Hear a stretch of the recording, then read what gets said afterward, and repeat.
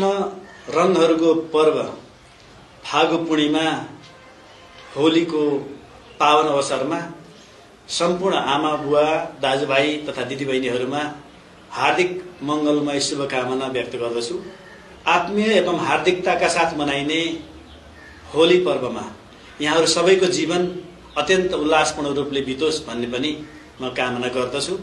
सभ्य एवं उल्लासमय रूपमा मनाइने फागु पूर्णिमा होलीको अवसरमा कोही कसैले कसैको इच्छा विपरीत छुने, छेडखानी गर्ने, रङ दल्ने, लोला हान्ने, अश्लील गाली गर्ने वा कुनै पनि किसिमको यौन जन्य दुर्व्यवहार गरेमा वा सार्वजनिक स्थानमा झगडा गर्ने, भीड जम्मा गरेर उपद्रव मचाउने लगायतका शान्ति सुरक्षामा खलल पार्ने कुनै पनि किसिमका गतिविधिहरू गरेमा प्रचलित कानून बमोजिम कसुरको मात्रा हेरी 3 महिनादेखि 3 वर्षसम्म कैद सजाय हुने वा 30,000 देखि 50,000 सम्म वा दुवै सजाय हुने कानूनी व्यवस्था भएको हुँदा नेपालीहरूको सांस्कृतिक महत्त्व बोकेको फागु पूर्णिमा होलीको पर्वको अवसरमा यस पर्वलाई शान्त, मर्यादित एवं सभ्य किसिमले मनाउनु हुन